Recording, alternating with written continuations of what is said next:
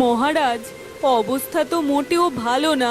দ্রুত একটা ব্যবস্থা না নিতে পারলে মা বাচ্চা দুজনেরই প্রাণের আশঙ্কা আছে। দাইমা, যত টাকা লাগে আমি আপনাকে দেব, কিন্তু এই দুর্যোগের ভিতরে কিছু একটা করুন।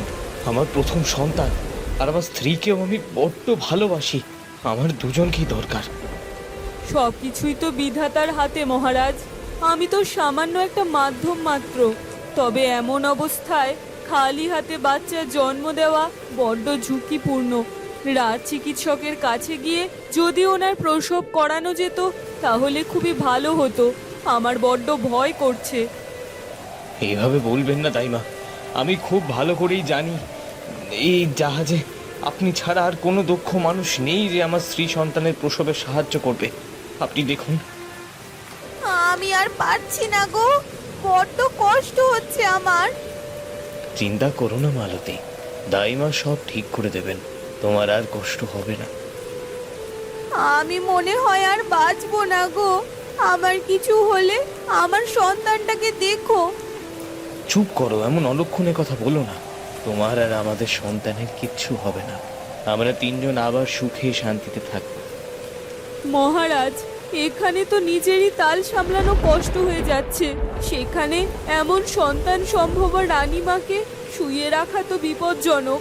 আপনি তাড়াতাড়ি আপনার নাবিকদের বলুন ডাঙায় জাহাজ ভিড়ানোর ব্যবস্থা করতে। হ্যাঁ হ্যাঁ, তাই করছি। আপনি ওর কাছে থাকুন, আমি এক্ষুনি আসছি। যেও না গো, আমাকে একা রেখে যেও না। আহা, তোমাকে একা রেখে কোথাও যাচ্ছি না মালতী। আমি শুধু নাবিকদের সঙ্গে একটু কথা বলে আবার চলে আসব।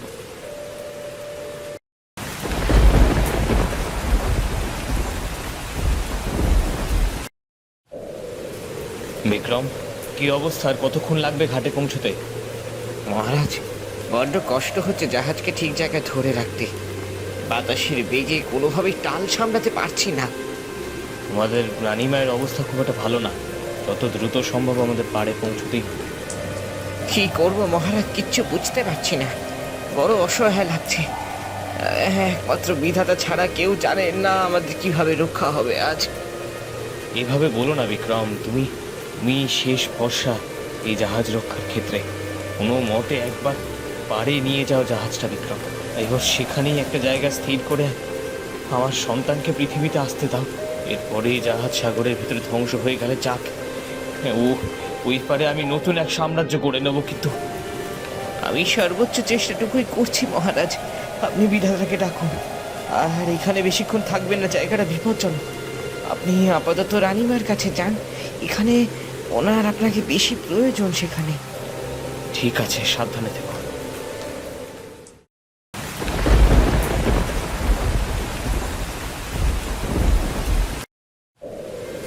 এ কি প্রচন্ড বেগে বাতাস শুরু হলো! হে বিধাতা, এ তুমি কি পরীক্ষা নিচ্ছ? আমার স্ত্রী সন্তানকে তুমি রক্ষা করো। এই দুর্যোগ কমিয়ে দাও ভগবান। তাদের অক্ষতভাবে পৃথিবীতে টিকিয়ে রাখো। সর্বনাশ হয়ে গেছে। কি হয়েছে বিক্রম? এমন কথা বলছো কেন? মহারাজ, জাহাজের নিচে বড় ইঞ্জিনের জায়গাটা ভেঙে চুরমার হয়ে গেছে। আর কোনো কিছুই আমার হাতে নেই। এ জাহাজ আমি কোনোভাবেই নিয়ন্ত্রণে রাখতে পারবো না। এ কি, এখন আমি কি করবো? মহারাজ, এই ছোট্ট জীবনে আপনার সাথে যতটুকু সময় কাটিয়েছি তাতেই নিজেকে ধন্য বলে মনে করছি। আমার কোনো ভুল ত্রুটি হয়ে থাকলে ক্ষমা করে দেবেন। তবে আমাকে এই দায়িত্বটুকু দিয়েছিলেন, সেই দায়িত্বটুকু আমি ঠিক করে রাখতে পারলাম না। এই আক্ষেপ আমার মৃত্যুর পরেও থেকে যাবে। এভাবে বলো না বিক্রম। এই বিপদ যখন বিধাতা দিয়েছেন তখন রক্ষা তিনি করবেন। তুমি আমার সঙ্গে রানীর কেবিনের দিকে চলো ধীরে ধীরে। সেখানে তো আমাদের প্রয়োজন। জি মহারাজ, চলুন, আমি আপনাকে সাহায্য করছি। বিক্রম!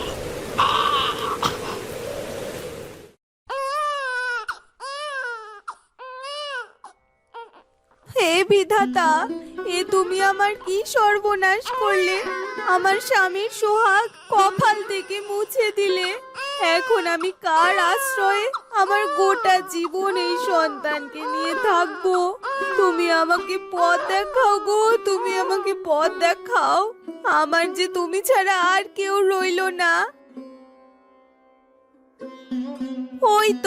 ওই তো দূরে একটা দ্বীপ দেখা যাচ্ছে। এবার একটু জোরে ঢেউ আসলেই আমি ঢেউয়ের তালে তালে ওখানে পৌঁছে যেতে পারবো। আরে বাহ, বেশ কোন কোন শিকার দেখতে পাচ্ছি। আমার কোলে একটা বাচ্চাও। কতদিন খুশি মাংস খাই না, এই সুযোগ তো হাতছাড়া করা যাবে না। এ কি, এ তো দেখছি একটা কুমির। না না, আমাদের খেও না, বিধাতার দোহাই লাগে তোমায়।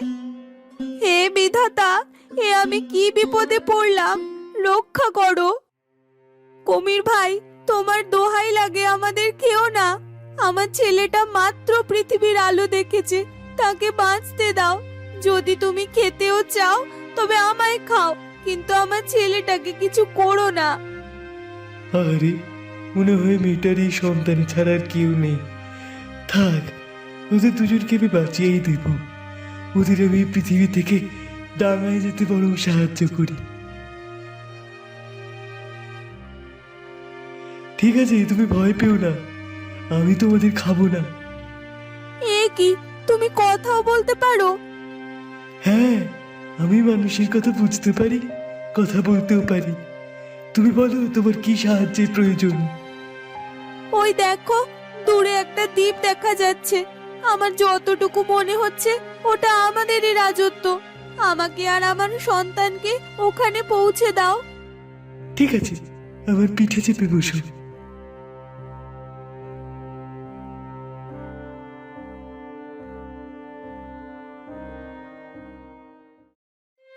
কিছুক্ষণ আগে সমুদ্রের কিনারে আমাদের রানীমাকে দেখলাম বলে মনে হলো। আরে দেখলাম কি বলছিস? আরে ওটা তো আমাদের রানিমাই ছিল। এই বকা, তোকে না আমি বললাম তাড়াতাড়ি নৌকা চালিয়ে বালি রানিমার কাছে যেতে? কি দেখলি? কুমিরে পেটে গেল তো তা কি রে? হ্যাঁ, আমাকে বলছো কেন দাদা? সমুদ্রের গতি দেখতে পাচ্ছ না? আর তুমি তো আছো খালি নিজের জায়গায় দাঁড়িয়ে। এবার আমার এসে হাল ধরার চেষ্টা করো, তখন বুঝবে কেমন খরস্রোতায় নদী চালানো কি ব্যাপার। যত সব বাজে বকিস না তো। তোর বয়স থাকতে আমি অনেক নৌকা চালিয়েছি। আচ্ছা দাদা, তুমি শুধু শুধু আমাদের এই রানীমাকে নিয়ে কেন দুশ্চিন্তা করছো? রাজার খোঁজে তো গিয়েছিলাম, দেখলাম তো সে সাঙ্গ পাঙ্গ নিয়ে মরে বসে আছে। এবার রানীমাটাও বললো, ভালোই তো হলো। এই এত বড় কথাটা বলতে পারলি? আমাদের মহারাজা মহারানী আমাদের জন্য কত কিছু করেছেন, অত তাদের তাদের তাদের মৃত্যুতে তুই ভালো বলছিস? ওটা নেবো খারাপ? এই সে তুমি আমাকে যতই খারাপ বলো, আমি মোটেই এই রাজা রানীর প্রতি কৃতজ্ঞতা প্রকাশ করতে পারছি না। কতবার বলেছিলাম বেতনটা বাড়িয়ে দিতে, বেটা দিয়েছিল? দেয়নি তো। কম কষ্ট করে দিত তাদের জন্য। আরে তোর বেতন বাড়াবে কেন? কি করেছিস তুই? তাদের খেয়ে তাদের অন্দরমহলে চুরি করতে গেছিস, মনে আছে? হ্যাঁ, দিয়েছিলি? তাও যে ওরা তোকে কাজ থেকে বার করে দেয়নি, তোর বাপের ভাগ্যি ভালো রে। এমন করে বলছিস যেন তুই কত সাধু পুরুষ। আগে যে মন্ত্রীর হয়ে কাজ করতিস সেটা তো খুব ভালো করে জানি বাবা। আমি ধরা খাবার পরে ভালো মানুষের মতো রূপ নিয়ে ঘোরাফেরা করছিস। এখন রাজা মারা গেছে, এখন দেখবো তুই কত ভালো মানুষ হয়ে থাকিস। সাপ। তোমরা নিজেরাই ঝগড়া করবে, নাকি আমার এখান থেকে দাঁড়িয়ে একটু নৌকা ডুবে যাওয়াটা দেখতে থাকবো নাকি? আরে ঝগড়া কি আর সাধে করছি? হঠাৎ তার নিজের অপরাধ করা সাধু পুরুষ হয় এটা দেখে না এসব মেজাজটা বিগড়ে যায়। আরে এখন মেজাজ বিগড়িয়ে লাভ নেই। আমরা যা জানার জেনে গেছি, মহারাজ তার সাঙ্গপাঙ্গ সহ মারা গেছে, রানীমাও কুমিরে পেটে চলে গেছেন। এখন এই রাজত্ব নিয়ে মাথা ব্যথা করে লাভ নেই, চলো ফিরে যাই। এখন এই ঘটনাটা মন্ত্রীমশাইকে জানালে দেখবি তিনজনের ঘরে কেমন স্বর্ণ মুদ্রার বৃষ্টি হয়। এই কিছুক্ষণ আগে না রাজার গুণগান গাইছিলি, এবার চোখের পলকে স্বর্ণ মুদ্রা দেখছিস বাবা। তোদের মতো ভণ্ডকে না আমি খুব ভালো করে জানি। মানে সবাই যখন নিজের টুকু গুছিয়ে নিচ্ছে তখন আমার আর ভাবতে আপত্তি কি? এইবার একটা বুদ্ধিমানের মতো কথা বলেছিস বটে। এই মকাই নে নৌকাটা ঘোড়া, মন্ত্রী মশাইকে সুসংবাদটা দিয়ে আসি। চ চ চ, দেরি হয়ে যাচ্ছে। এদিকে আবার আকাশটা কালো হয়ে আসছে, পড়ে না ঝড়ের কবলে পড়ি। ঠিক আছে, যাওয়া যাক।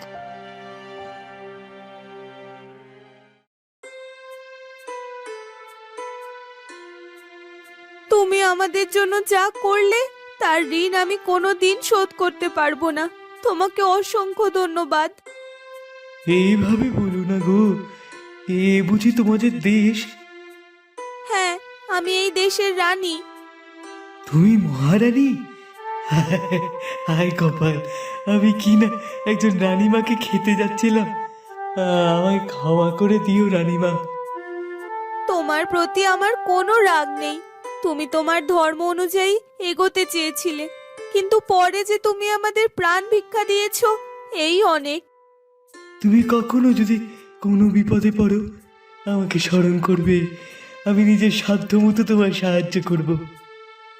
নিশ্চয়ই। আমি তাহলে আসি, ভালো থেকো। তবে কি রাজ্যের লোকেদের থেকে একটু সাবধানে থেকো, আমার ধারণা ওরা তোমার ক্ষতি করতে চাইবে। কেন? ও কথা কেন বলছো? বাহ, তুমি জানো না, তোমাকে যখন আমি খেতে চেয়েছিলাম তখন সেখানে একটা নৌকা দাঁড়িয়েছিল। তারা তো চাইলেই তোমায় উদ্ধার করতে পারতো, কিন্তু সেটা না করে দূরে দাঁড়িয়ে দাঁড়িয়ে দেখছিল শুধু। তার মানে কি, তারা চায় আমি তোমাকে খেয়ে ফেলি।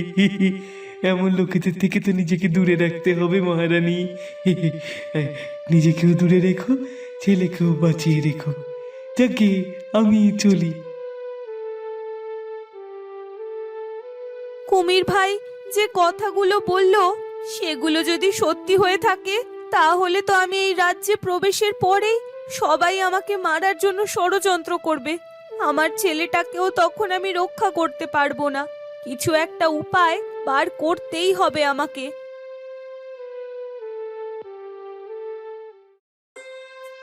এই তো বুদ্ধি পেয়েছি, এই বৃদ্ধা মহিলাটির সাথে গিয়েই কথা বলি।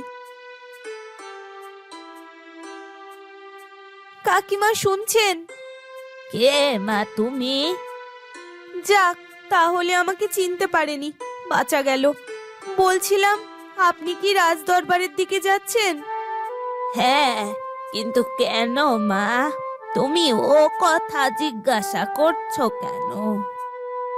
আমি আসলে এই রাজ্যে নতুন এসেছি, বড্ড বিপদে পড়েই এসেছি। তাই রাজ্যের রাজার কাছে যাব।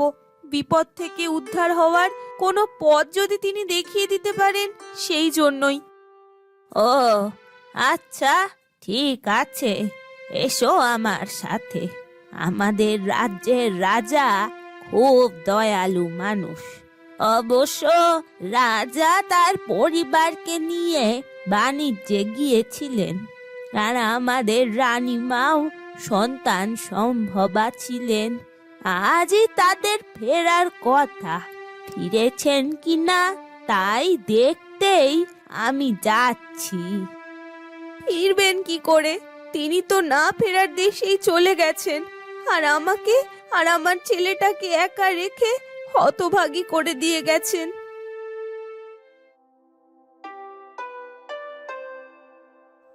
এই, তোরা ঠিক জানিস তো? আলবাত মন্ত্রী মশাই, আলবাত মন্ত্রী মশাই, আমি নিজের চোখে দেখেছি। অবিশ্বাস কি করে করি? হ্যাঁ মন্ত্রী মশাই, আমিও নিজের চোখেই দেখেছি রানীমাকে কুমির খেয়ে ফেলেছে। আর রাজা মশাইয়ের জাহাজ খুঁজতে গিয়ে দেখলাম পুরো জাহাজটাই একেবারে ছড়িয়ে ছিটিয়ে আছে। তার মানে রাজা মশাই অবশ্যই পটল তুলেছেন। অবশেষে তাহলে আমার পথের কাঁটা দূর হয়েছে। এখন তাহলে আমার কাছ থেকে সিংহাসন কেউ কাটতে পারবে না।